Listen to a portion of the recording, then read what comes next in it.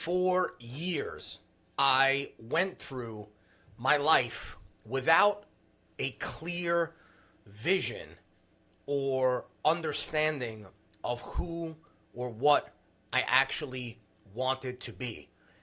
And despite not having this clear vision, I was still relatively successful. That actually can turn out to be a bad thing, and I'll tell you why in a second. But I was going through life and I was still relatively successful. I mean, I had been in sales. Sales were probably the only jobs I could ever hold that I was relatively good at. And my last job that I had before I quit and became an entrepreneur, I was making over six figures a year, working in Manhattan as a sales manager and then as a general manager. And then after that, I jumped into the world of entrepreneurship and I moved to low to mid to high six figures with a way different time trade off. So not only was I making way more money, but the majority of that money was passive income through selling courses and trainings online. And so sometimes you can go through life and still be relatively successful without really understanding what your purpose is. And this can ultimately lead you into a trap because it lulls you into a false sense of security. And what happens is one day you could wake up and everything blows up in your face, and you are then forced to evaluate whether or not you're really living life according to who you want to be. Now, I can't tell you why I didn't discover my life's purpose like at an early age. I know many people do. I certainly know many people, probably more people, who don't discover their life purpose at an early age than I know do. And I think that unless you're fortunate enough to have this seed put in you and you're able to identify it at an early age, and you have a support system around you that is reinforcing the fact that this is your life purpose instead of detracting you from it and telling you, no, you shouldn't be doing that. That's silly. You should be going to school. You should be doing this. You should be doing that. You'll never achieve that, blah, blah, blah, blah, blah. Unless you're like one of those people that has all those things lined up from an early age, it's my belief that many people struggle with figuring out their life purpose. And I think for me, the reason why I didn't figure it out was because I was being attracted to opportunities in life for all the wrong reasons. So I was taking jobs or filling roles or saying yes to opportunities based on how I thought those things would make me look in the eyes of other people. So I was doing it because I wanted to be perceived better by other people. I wanted to get attention from other people, and I wanted to people please. I wanted to say yes to people and not disappoint them and not turn them down. And so ultimately what I was doing was most of the time I was living this life based on an identity that really wasn't even mine. It was like who I thought I should be in the eyes of other people. And like I said, I was still relatively successful doing this. And so sometimes it's not until everything blows up in your face and things are taken away from you and you're kind of just forced into a situation where you need to have a real conversation with yourself and ask yourself, is this really the path that I want to continue on? And for me, that was right after COVID. So I know COVID was a pivotal moment for a lot of people. A lot of people's lives changed after that. Some in the negative, but for many people in the positive. It forced them to figure out who they really want to be. It forced them to figure out and identify opportunities that really have always been there, but they've never capitalized on them. And for me, it really just forced me into a corner because I found myself in this situation where my business wasn't generating the money that it used to, and because it wasn't generating that money, I didn't have the money to reinvest in the business to keep growing it because based on the business model that I had and I was operating on at that time, that's how that business needed to run. It needed a constant reinvestment into paid media to attract new clients, customers, and sales to keep that business running. And the problem is that when you're in a cycle like that, the minute it stops, it's a self-perpetuating cycle. And so when you can't keep feeding the machine, then the machine starts almost eating itself and you start running out of money. And there was a point where I was like really in a lot of trouble, and I really had to come face to face with a lot of decisions and figure out like what exactly, like what path do I want to be on in my life. And so the good news is that I started to gain this awareness, right? I started to figure this out. I started to ask myself these questions. But then a whole new set of questions and fears and discomfort came with that. And that was like facing this question of, what is your life's purpose? What are you here to do? And so, like, it is my belief that God, a supreme creator, whatever you want to call it, has all put us here for a specific purpose, and he's given us the faculties and the powers to control our lives and to be who we want to be. But understanding that is one thing. Conceptualizing it is one thing, but then actually putting it into play and applying it is different, because once I realized that, I had to come face to face with, so what is your purpose? And that's like a big question. And I had all these things going through my mind, like, am I supposed to be a thought leader? Am I supposed to be a salesperson? Am I supposed to be a garbage man? Am I supposed to be a comedian? Like, what is my life's purpose? Like, what am I here to do? Are the things that I'm afraid to do or really what I should be doing? Or are those things not really even in the cards for me? And now I'm making a bad decision by trying to play to my weaknesses. Like, it could just really scramble your brain. At least it did for me.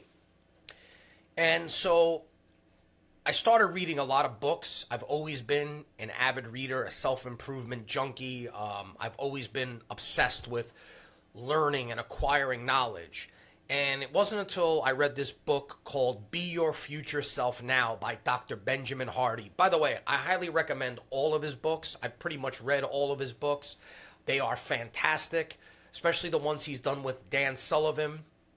My favorites are 10x is easier than 2x, The Gap in the Gain, and Be Your Future Self Now.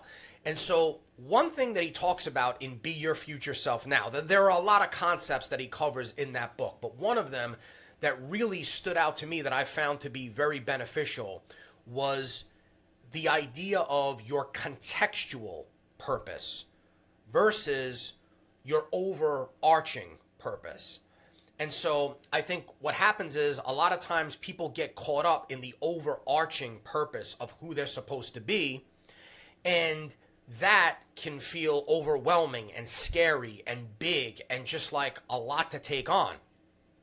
But what he talks about is this idea of contextual awareness, which is like, contextual purpose.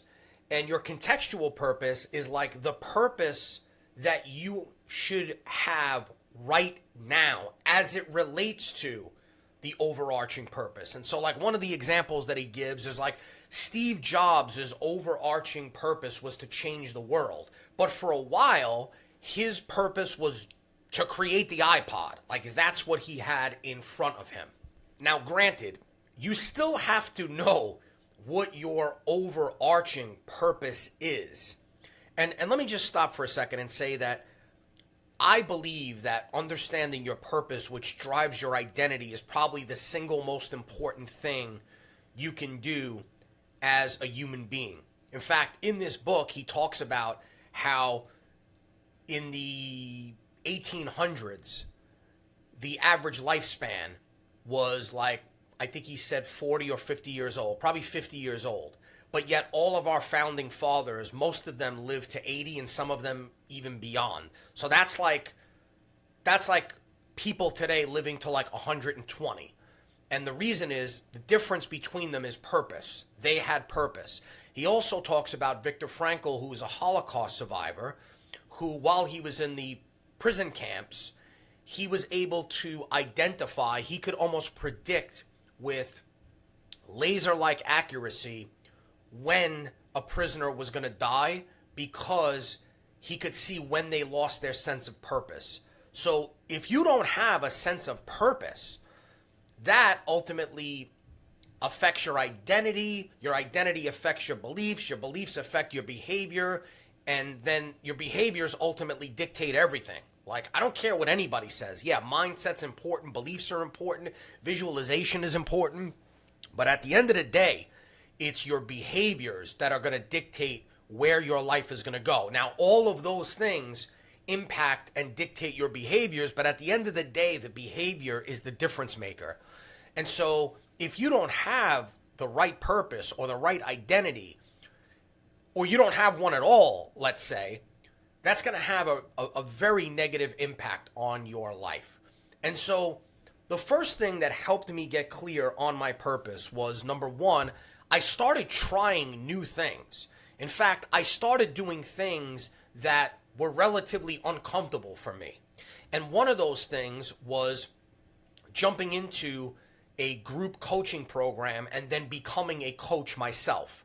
And that's really where I discovered what I really wanted to be doing. But yet at the same time, that was the thing that I avoided when I started my own business. When I started my own business, I wanted autonomy. I wanted this ability to do what I want, when I want, the way I want, not have to be accountable to anyone but myself. I wanted to make my own schedule, call my own shots, pick my kids up from school, take them to school, take them away on vacations, go on school trips with them, and really have that freedom to do what I want when I want. What I realized was that there's more to life than the freedom to do what you want when you want, unless you are using that freedom to serve a greater cause. And like, for me, I really wasn't. I mean, you could argue that I was using it because I wanted to have a positive impact on my kids' lives, because I wanted to be present when they were young, and I didn't want to be an absentee father who was never around. And so you could argue that, and certainly that definitely was part of it, but that wasn't the overall reason for it. The overall reason for it was that I just wanted the freedom to do what I want when I want. And so when that shifted for me, when I started coaching people and helping people, what I realized is that there's more to life than just what you do for yourself.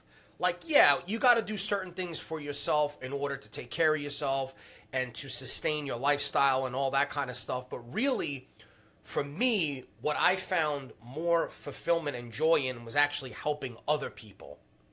And again, yeah, that was the thing that I avoided. But once I started opening myself up to trying new things, it led me closer to my purpose and what I want to be doing with my life. And also, again, once you take yourself out of the equation and stop asking, well, what should my life purpose be for me, right? Which, again, all the other things that I was doing up until that point really weren't for other people. So actually, let me it's a catch-22. I was doing these things because of how I wanted other people to perceive me. I wanted to people please. I wanted to be liked. I wanted to be accepted. And I was living up to this identity that I thought I should have in the eyes of other people, but I wasn't doing it for them. Really, if you peel it back, I was doing it for myself because it was based on how those people would view me or respond to me. So it was outside of myself, but it wasn't at the same time. And so what I'm saying is that it ultimately led back to something within me that was ultimately selfish. It was about me. It was about how I was going to feel. And so once I shifted to thinking about how I could help other people, it made finding the purpose so much easier and so much simpler for me. So sometimes it's not about, well, what's this grand purpose that I have to identify right now to make myself feel better? Sometimes it's just about, what purpose can I identify right now? Because, by the way, your contextual purpose, as Dr. Benjamin Hardy says, is going to change from time to time. Like, the purpose that you have now might be different than the purpose that you have in 5 or 10 years from now. It ultimately depends on what your end goal is. And so when I shifted from it being all about me to helping other people, it made finding the purpose that much easier. So, contextual purpose, as it relates to your overarching purpose, the way that he explains it is, once you identify what your overarching purpose is, there should only be 3 things, no more than 3 things, that you focus on at any given time in, like, call it a 5-year range, maybe a 1 to a 5-year range. There should really only be 3 things that you focus on, and those 3 things should be supporting your focus. And so for me, once I identified my purpose as being somebody who wants to use my skills, talents, knowledge, wisdom, whatever you want to call it, as it relates to communication, to help communicate concepts to other people, specifically business owners, to help them grow their businesses. Once I identified that that was my purpose, well, then I started setting goals. Again, no more than 3 goals that support that. But here's what's most important. I started saying no to other opportunities that didn't support that vision. And I had plenty of them. I always did. One thing I never had a problem with was identifying opportunities. My problem was I was over-identifying opportunities. Everything appeared as an opportunity to me. And the problem is when you start chasing so many opportunities, right? There's the old saying, the man who chases 2 rabbits doesn't catch either of them. Now, it's one thing to have multiple things going on, multiple streams of income, not boxing yourself in, not putting all your chickens in, one basket or whatever it may be. But there's also something to be said about focus on one specific thing, mastering that thing, getting exceptional at that thing, and then opening up other avenues. And so for me, I made the decision that I was not going to entertain any more opportunities that did not support my purpose and my vision of working with people, coaching them and helping them, and using my communication skills to help them understand business concepts that could ultimately help them grow their businesses. And so any opportunity that did not support that, I said no to. Now, there are opportunities that I'm involved in where I'm doing things other than coaching. Like, for example, in 2 of the other opportunities that I'm involved in right now, I'm also doing a lot of the marketing. But the reason why I'm doing the marketing is because A, it's a skill set that I've built over the past 20 years that I'm very good at, and I know I can move the needle when it comes to marketing. But here's the more important thing. That marketing will lead me closer to what I really want to be doing, because the marketing that I'm doing is bringing in the new clients, customers, and sales that I can then coach and help grow their businesses. So even though I might be doing things that are not necessarily the things that I'm super passionate about, they support the vision. And so that's why I continue to do them. So one of the concepts that Ben Hardy talks about is this idea that the present becomes meaningful only when it's connected to a future vision. And for me, again, in the past, there was no future vision. Like, I was just operating in this day-to-day world of how many sales can I make today? How much can I grow my business today? But nothing was connected to this overall vision and purpose that I had for myself. And so another issue with that is that when you don't have that higher purpose identified, you kind of you can fall victim into going into survival mode, where if you have one bad day in your business, and every business has bad days, if you have one bad day in your business, you're freaking out, wondering where your next dollar is going to come from, if it's going to continue like this, how the business is going to be sustained, because it's not supported by an overall purpose and vision. Your contextual purpose helps distinguish between actions that move you toward or away from your goals. So again, I'm evaluating everything now through the lens of, if I perform this action, does it move me closer to my goal?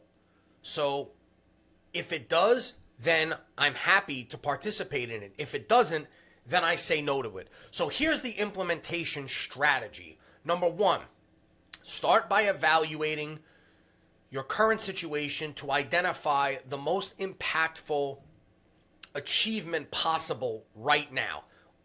What is the most impactful achievement possible right now?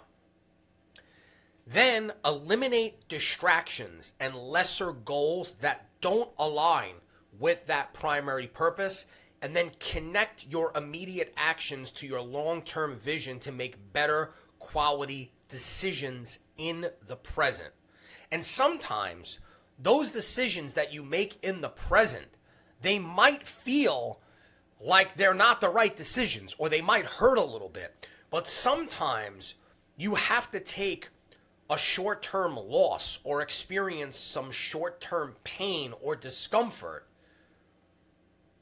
to serve the overall goal and mission, so that you can have a payoff later on. So really the purpose of this video is to help you get clear on what your contextual purpose is.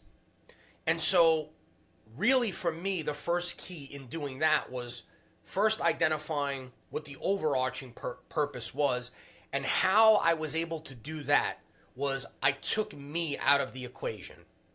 I removed me from the equation. In other words, I'm talking about me in the context of the selfishness of how this purpose would make me feel, right? Because again, remember, I said that a lot of the things I was doing early on, I was doing for other people, but I really wasn't doing it for them. I was doing it because of how I wanted to be perceived by them, which still leads back to me. I was doing it for my own self-satisfaction and my own feelings, instead of focusing on how I could serve other people, how I could help other people, how I could positively impact other people. And then once I got clear on that, then I started to ask myself, okay, how can I align that with the skill sets that I have and the things that I enjoy doing? And here's what you're going to find. Most of the time, not in every case, but in most cases, the way in which you can really positively impact other people does contain the skill sets that you're naturally good at and that you enjoy doing it, because that's probably the reason why God gave you those skill sets. He wouldn't give you skill sets or desires or things that you're not good at if they didn't serve helping other people. So this is some food for thought, guys. A little bit different than the content that I usually put out, but at the same time, it's my belief that communication is the most important aspect of human life, and it's not just about the communication that we have with others. It's about the internal communication that we have with ourselves. And for me, the content that I just talked about here today falls into that category. Just as important as the conversation and the dialogue that you have with others is and are the conversations that you have internally with yourself. Guys, if you got value out of this video, give it a like, subscribe to the channel, hit the bell notification so you get updated when I release more videos like this. And if you want to see more videos like this, let me know. I am happy to put them out. Would love to hear any comments or feedback and your guys' take on, do you agree? Do you disagree? Have you found yourself in a similar situation? Would love to hear your point of view.